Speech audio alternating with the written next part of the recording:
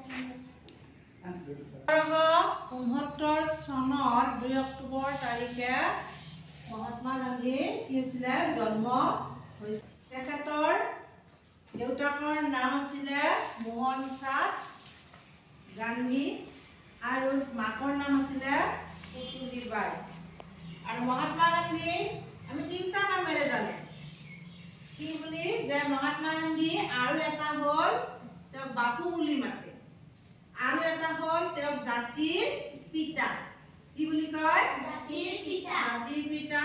আমি মহৎলোকৰ বাণী বুলি এটা প্ৰাৰ্থনাত কওঁ মই কি কৈছিল তেখেতে সদায় সঁচা কথা ক'ব। সদায় কি ক'ব দিছে সঁচা কথা ক'ব দিছে।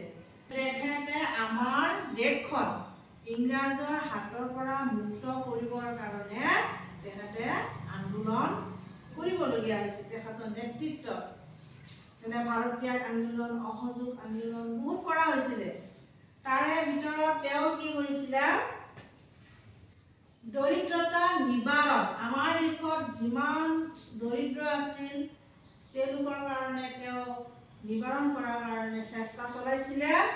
আৰু নাৰীৰ সম অধিকাৰ আমাৰ সমাজত আমাৰ দেশত নাৰী কি কৰে অৱহেলা কৰে। এই তাই মাইকী মানুহ তাই ছোৱালী তাই পঢ়িব নালাগে হয়নে।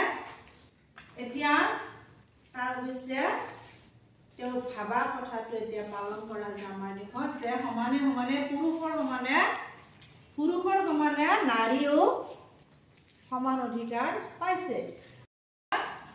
আমাৰ দেশখন যেহেতু ইংৰাজৰ হাতত আছিল তাৰ পৰা উদ্ধাৰ কৰাৰ কাৰণে তেওঁ অহৰ্নিশে প্ৰচেষ্টা চলাইছিল। যাৰ বিনিময়ত তেওঁ কি কৰিলে গুলিয়াই মাৰিলে। বৰ দুখৰ কথা।